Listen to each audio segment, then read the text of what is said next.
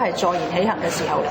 今日行政會議嘅決定呢，亦都係回應咗社會各界嘅訴求啦，盡快啟動呢個項目，唔好議而不決，早日實現高速鐵路項目，可以為經濟上為香港帶嚟好大嘅效益，免得香港被邊緣化。攞600幾億，喂，起大白象攞嚟蝕錢，你咩政府啊？呢個不知所謂，係要喺大角咀16等、15等嘢，你何德何能保證冇問題？製造危樓，多啲就業機會，你班官係冇腦㗎。如果你話堅持不遷不拆嘅話咧，咁我可能都話唔會站在佢一邊啊，因為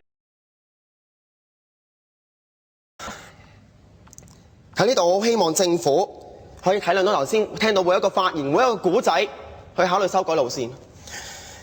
如果政府都唔肯網開一面嘅，我哋會用汗水、眼淚同埋團結，同政府抗爭到底。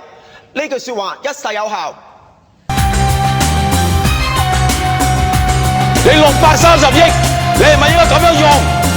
你答我，你咩施政嚟㗎你？